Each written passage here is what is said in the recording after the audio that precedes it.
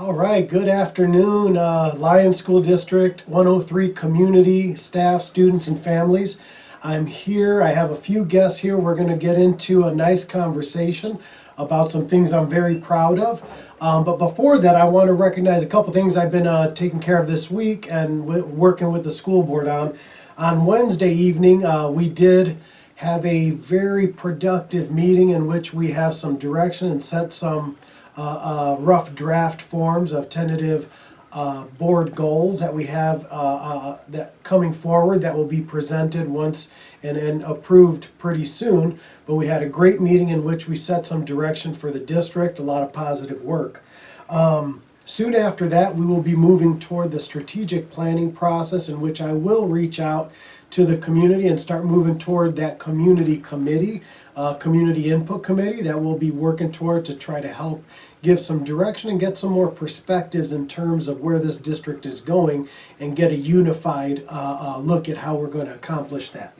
I also want to give some congratulations and kudos to my administrators and staff who helped perform the school improvement plan day, which was yesterday, and call it our SIP days.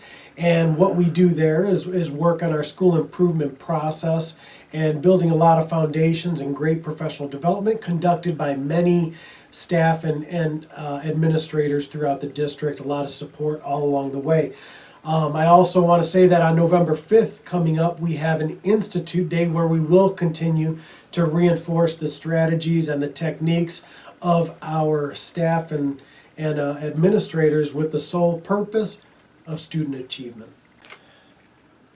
Okay, and we have, I'm here at Edison Elementary School, and I have some guests with me. I have Dr. Bernard, who is the principal of Edison Elementary School. I have a student, fifth grader, Jay Fausto, and I also have the intervention teacher, Mr. Travis Olson, here as guest today. And what we're here to talk about is something very unique and something very special. Edison Elementary has reached the highest designation on the report card, which is exemplary. So what I'm here to talk about today is to try to figure out how did this happen. So Dr. Bernard, can you tell me, how did you do it? What makes Edison Elementary School unique that helped get us here? Well, thanks for letting us have the opportunity to talk a little bit about what we do here. I would say that the number one thing is that our school is a very safe and enjoyable community, and part of that community is collaboration, which means every week our teachers meet in their professional learning communities and they review and examine the data in order to make good decisions about instructional practices that will help our students reach their full potential. One of the things in the designation stated that we didn't have any underperforming subgroups. That being said, I think that has a lot to do with the fact that we not only have core instruction, but we have what we call more instruction. And that's where our interventionists come in. So I'm glad that Mr. Olson is with us today. He's a very strong member of our intervention team, which helps some of our students who are needing extra support. So I would like him to talk a little bit about what the interventionist program is like and how it is impacted. All right. We have math and reading interventions here at Edison. We have 2 math interventionists, 2 reading interventionists. We have assessments given in the spring, fall, winter, and students who score on the lower levels are seen by one of the interventionists in the area that they need the most need. Students that are higher but not where we want them are given extra support within the classrooms. And I think that has been a huge part of the changes, how much the classroom teachers are doing for these students as well as the interventionists. Fantastic. Now, something you guys talked about that it kind of glazed over, but this is a big deal. Tell me how did you do this? Because when you have no underperforming subgroups, that is a big deal. That means individuals who could be low income, do language deficiencies, all these different things. You know, how do you help students who may have some extra hurdles overcome them? I think I don't really look at the students as subgroups. I look at the students as students. They're all students, and we work with all of them. This isn't a community where we say these are your students, these are my students, this is that. We expect every student is able to accomplish. Yeah, but you would say they'd have different needs. So how are you meeting the different needs? I think every student, and just as every teacher has different needs, as every parent has different needs. Sure. And it's a matter of looking at the students, looking at the data that we have on those students, talking to those students, getting to know those students, and meeting them where they're at. And I think we have a good handle on how to assess where each student's needs are. Mhm. It's not just something we throw everybody in together. Because of our 3 times a year screeners, we're able to target the needs of individual kids, and then we're able to build instructional practices around it.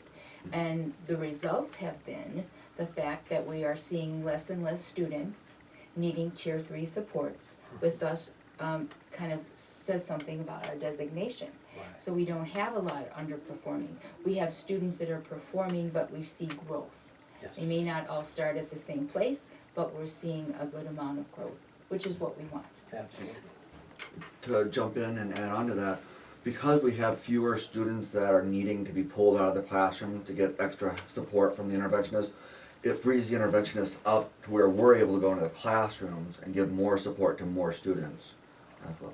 Right. Excellent. Yeah, which is really good, because then the classroom teacher is given more empowerment to be able to learn how to work with all types of students. Right. And when Mr. Olson talked about the fact that we do the extra for students who are in need, we also do extra for students who are in need of something beyond average. Very So that's why we're reaching to the students who have a higher academic level, and we're working with them to make sure that we're pushing them and challenging them, so they're not just, being average and just flowing through. We want to make sure that we're challenging them to where their levels are. Absolutely. Jay, do you agree with that? Do you feel like you're challenged? I do feel like I'm challenged. Not like too challenging, but I get the good amount of challenge that helps me move forward to succeed in everything. I've seen kids. Come on. I've seen kids work with you guys, and they're doing good. That's great.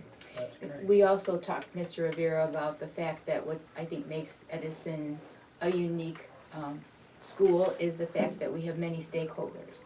We have students, of course, number one, and then we have teachers, parents, and community. So working together certainly makes us a stronger school.